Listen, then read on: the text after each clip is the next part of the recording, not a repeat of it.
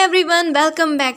Out of control के 17 chapter में यूमिन अपने और दोहन के बारे में बताते हुए कहता है, हम दोनों बचपन के दोस्त थे।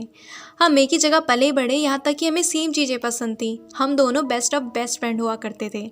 हमें कार्टून देखना पसंद था कि हमें किसी चीज़ का होश ही नहीं रहता था, और हमें ड्राइंग करना भी बहुत पसंद था। दोहन कॉमिक्स ड्रॉ करने में बहुत अच्छा था, तो उसने मेरे लिए एक स्पेशल मिमी वॉरियर ड्रॉ किया। हमें कॉमिक्स भी पसंद थी और हमें अभी भी पसंद है, और एटलीस्ट मैंने ये सोचा कि वो भी यही सोचता है।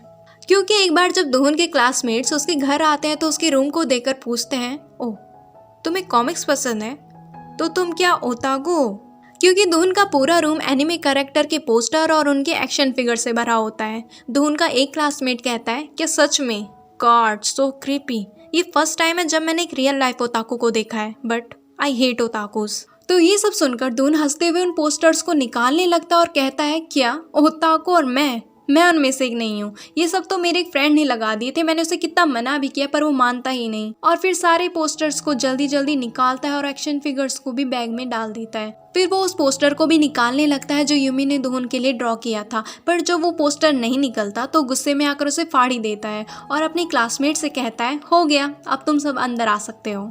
पर जैसे ही वो पीछे ढंग से देखता है तो उसकी शक्ल पर 12 बज जाते हैं, क्योंकि यूमिन पीछे ही दरवाजे में खड़ा होकर उसे ये सब करते हुए देख रहा होता है। यूमिन पहले तो कुछ नहीं कहता, पर फिर दोहन के क्लासमेट्स को साइड करते हुए अंदर आता और फिर आराम से उस पोस्टर को निकालता है जो दोहन ने उसके लिए ड्रॉ किया था, और फिर उस पोस्टर को लेकर चुपचाप से वहां से चला जाता है।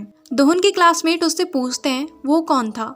क्या वो वही दोस्त था जिसके बारे में तुम बता रहे थे? लेकिन वो तुम्हें ये सब करने के लिए फोर्स क्यों कर रहा था? पर चलो कोई नहीं, हमें माफ कर दो, हमने तुम्हें भी एक ओताकू समझ लिया था। तो दूसरा क्लासमेट कहता है, मैंने सोचा था सारे ओताकुस मोटे अगले और ग्लासेस पहनते हैं, लेकिन ये सब तो कुछ अलग ही था। पर फिर भी मुझे वो लोग बिल्कुल पसंद नहीं है। पर क्या वो सच में तुम्हारा दोस्त है? तो दोहन कहता है, दोस्त? हाँ बिल्कुल भी नहीं, क्योंकि मुझे नहीं लगता।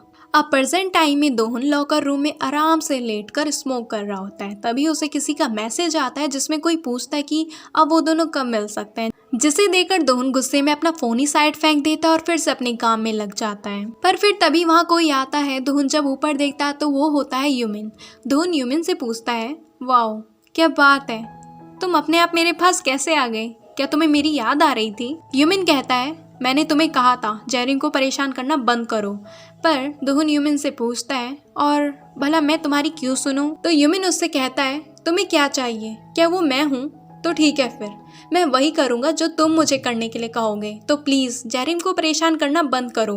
तो फिर ये सुनकर दोहन उठता है, अपनी सिगरेट साइड फेंकता है और फिर यूमिन के पास आकर पहले तो उसके चश्मे निकालता है और फिर उसे टच करना स्टार्ट कर देता है। और फिर जैसे ही यूमिन सोचता है दोहन उसे किस करने वाला है, दोहन उससे साइड हो जाता है और कहता है, क्या तुम ये एक्सपेक्ट कर रहे थे, और या तुम ये सब इतनी बुरी तरह से करना चाहते हो? बट नो वे, मैं वो कभी नहीं करूँगा जो तुम चाहते हो, और ये बात तुम अपने दिमाग में बैठा लो। और ये चैप्टर हो जाता है यहाँ पे खत्म। तो इस चैप्टर से हमें ये लेसन मिलता है कि अगर तुम्हें कुछ लोगों के साथ रहने के लिए अपनी उन चीजों को सेक्रीफाइस करना पड़े जो तुम्हारी लाइफ में काफी मायने रखती हैं, या तुम्हारी हैप्पीनेस का एक सोर्स है, जस्ट बिकॉज वो कुछ लोग तुम्हें वाइडो ना समझे, तो तुमसे बड़ा बेवकूफ कोई नहीं है। जैसे कि रेड हेड दोहन, जिसने अपने कुछ क्लासमेट्स के लिए अपनी बचपन की फ्रेंडशिप का कचरा कर दिया। तो यहाँ पे होता है आज का एक्सप्लेनेशन खत्म। Thanks for watching. वीडियो पसंद आए तो लाइक करना, नहीं हो तो सब्सक्राइब भी कर लेना। मिलते हैं नेक्स्ट वीडियो में, तब तक के लिए बाय।